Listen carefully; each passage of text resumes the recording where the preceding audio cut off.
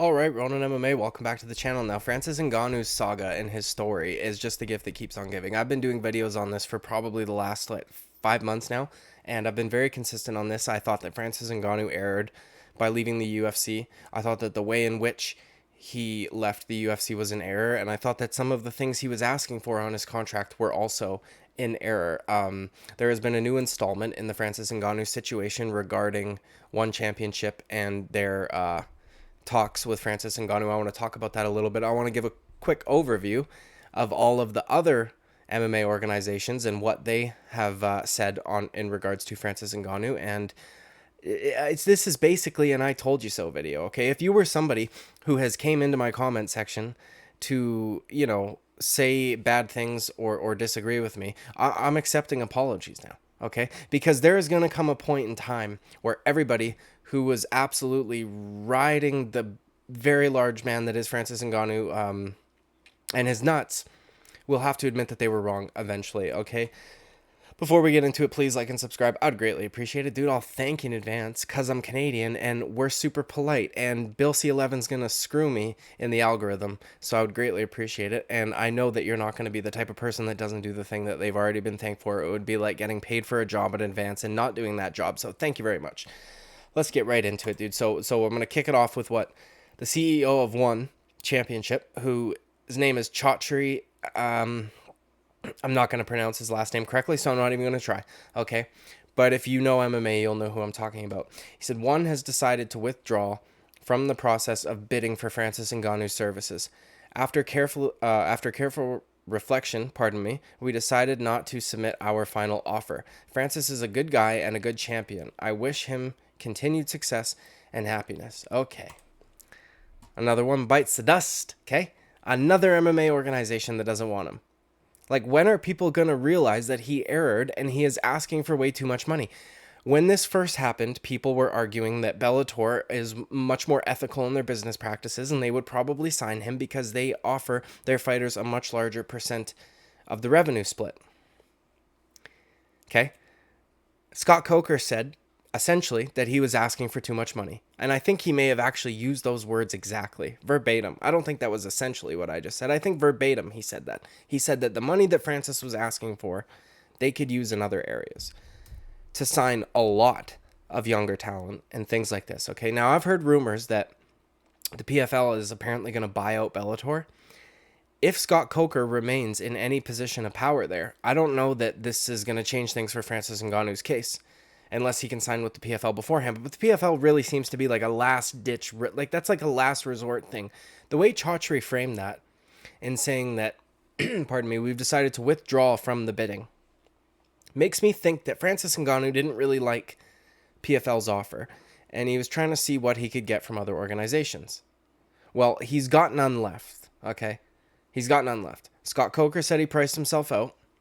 Chaudhry said that he wouldn't even submit the final offer because they, perhaps they took the temperature on the fan base and not necessarily on the support for Francis Ngannou, but how many people are actually going to buy his pay-per-views? How many people actually bought his pay-per-views? A lot of these people that complain about Francis Ngannou's numbers are ones who don't buy the pay-per-view. I buy every single pay-per-view, regardless of who's fighting.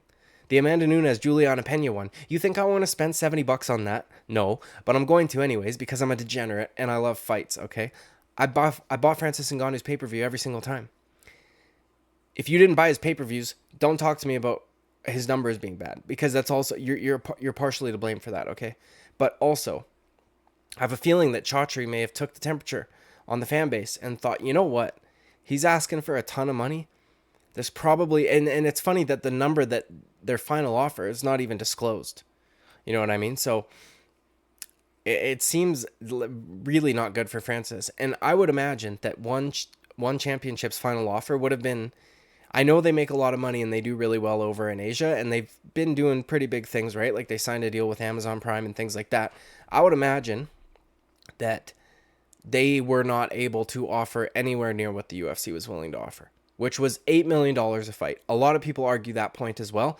It was a 3-fight deal. That means $2.5 million per fight. No, 3-fight deal was a stipulation asked for by Francis Ngannou. He did not want to have an 8-fight deal, and he did not want there to be extensions. They met that demand. 3-fight deal. $8 million per fight. That was the deal. Typically, also, a champion gets a cut of the pay-per-view revenue. And the $8 million can't be a part of any pay-per-view revenue because they don't know what his pay-per-views will sell before they actually happen. So that was most likely an $8 million base to show as long as he remains champion. Then on top of that, he would get a percentage of the pay-per-view revenue. Okay, so in essence, he could have been making NBA money on 3 fights a year. He could have been making well over $30 million if his pay-per-views did okay. They don't even need to do fantastic in order for him to add another mil or two on top of that $8 million base pay, okay? BKFC's CEO and or owner, I'm not sure what his exact title is there, I believe it's the CEO, said the exact same thing. Francis was asking for too much money, okay? The PFL has been the only one that has not taken a firm stance on whether or not they are going to sign him.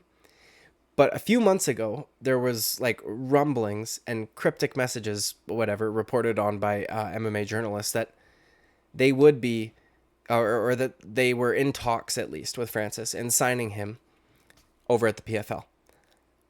If I was the PFL right now, I don't know how their communication with Francis has been. I would be a little irritated though, because that was, as I said, I think it was like 2 or 3 months ago. He's been trying to get more money from all these other places before finally using you as a last resort, okay? So, also, the UFC said that they won't take him back. I know there's some people who are a little more conspiratorial minded, or they would call it business minded. Certain MMA YouTuber, I'm not gonna name names. I might later, unless I feel, if I feel petty enough. But that's just a strategy. They're just saying that so that they have more bargaining power. I don't think so, man. Dana White did almost everything he possibly could in his power to sign Francis Ngannou. He was extremely difficult to deal with. Why would he want to even go through that again? You know what I mean? It's not worth it for them. They don't need him. And I've been saying this since the very beginning. They do not need him. This is not like rocket science, okay? And all of the Francis, I'm not even going to call them fans, because if they were true fans and true supporters, I think that they would have been a little bit more realistic on this issue. And they might have been a little bit more honest. And perhaps if he didn't have this mass amount of support in his efforts to get a huge payday over in boxing, maybe he wouldn't be in this situation right now.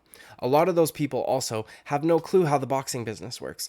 They see a purse number and they think that's it. Tyson Fury gets a $30 million paycheck, tax-free also. Like, get fucking real, dude.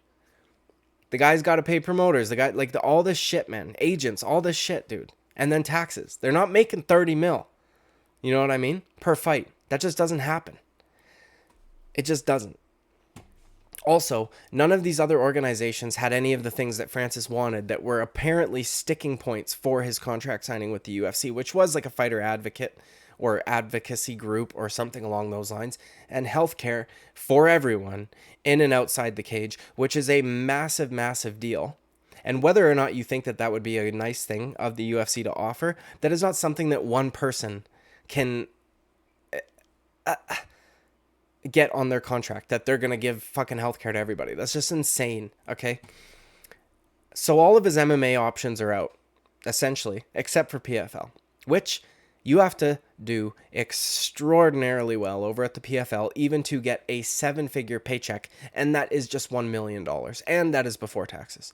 Their highest paid athlete, I think of 2022, it might have been 2021, was Anthony Pettis, and he was making about $750,000 per fight. Anthony Pettis, I would argue, has about as big of a name as Francis Ngannou, and it's just, I mean, what? Let's just say based on Instagram followers, because Francis has more, let's double that. Well, you're going to make $1.5 million a fight, and then you have to win the entire fucking tournament to get another $1 million paycheck. Still making substantially less than what the UFC offered you for way more fights, okay? And like an 8-fight deal is a big deal to a lot of guys over at the UFC, but you want to go compete in an entire tournament, you're locked into the PFL for the entirety of that tournament.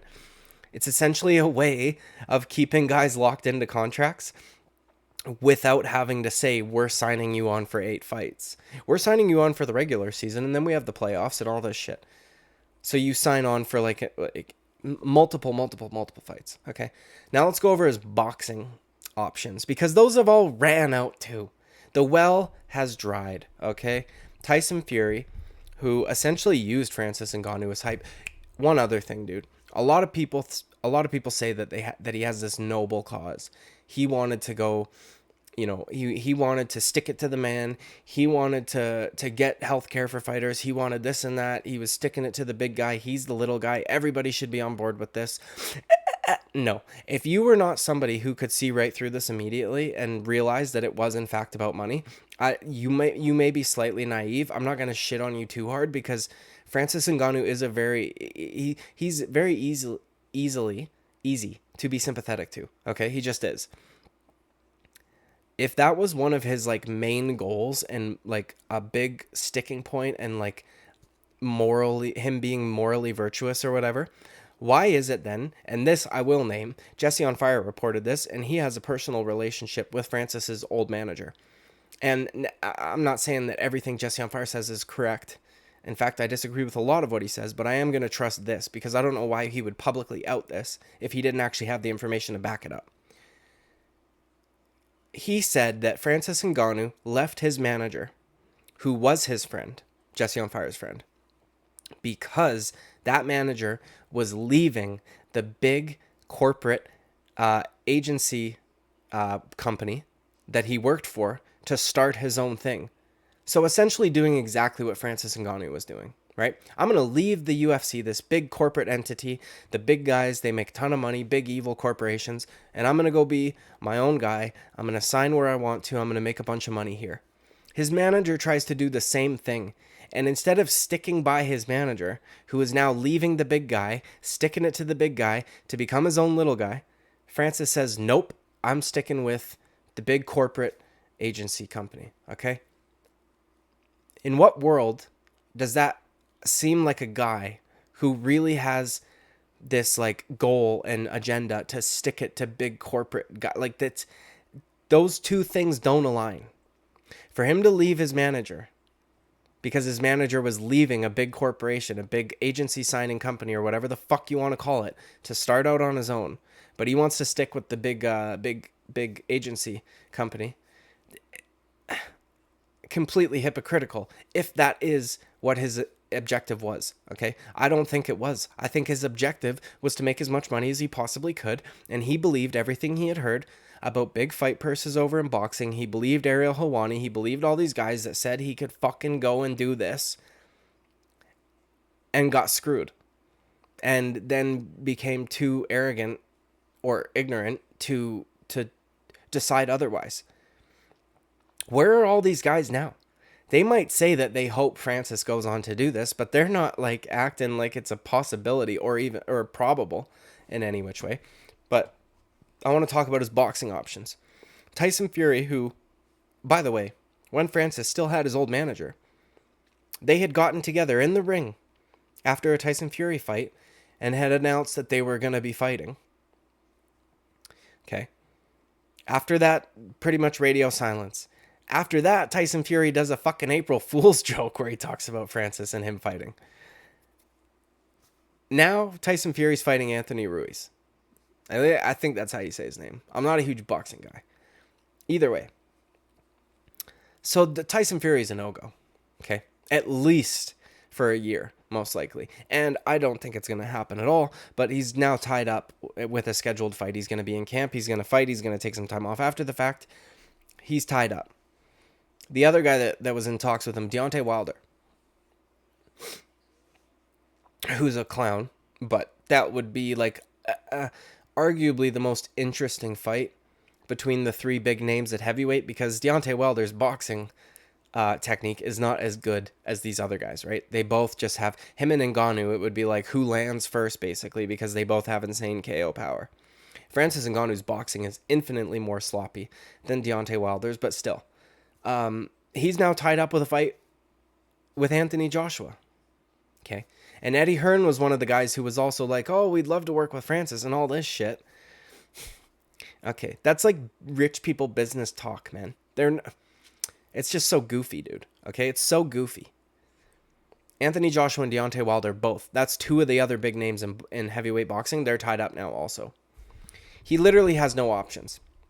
He would have to take a fucking nobody fight against a nobody boxer for very little money, which he clearly won't do, because I can't remember who it was, but some boxing organization offered him like $3 to $5 million, and he said, and then the text messages were leaked. No, I want 30.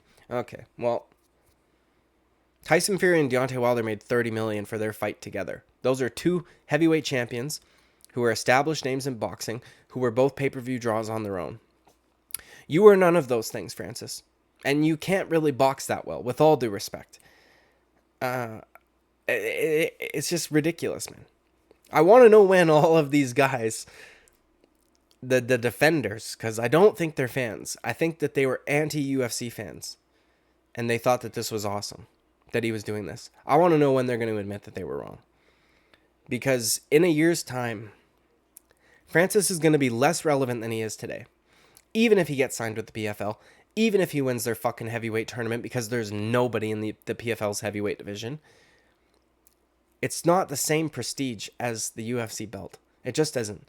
And I've been very consistent on this. Francis Ngannou fucked up. I know there was a documentary put out by Beige Frequency about Francis Ngannou fumbling the bag. That's fine. That's a cool thing. I haven't watched it yet. I've heard people talking about it. I've been talking about this since the beginning. Like, since it was announced that this was what he was doing, this has been my position. I didn't have to wait. I didn't have to fucking, see that things were not going the way that I predicted so that I could change my position. I've been very consistent on this, along with a handful of other MMA YouTubers, but not many. It's like, at this point, I feel vindicated, and there is a little bit of humor in it.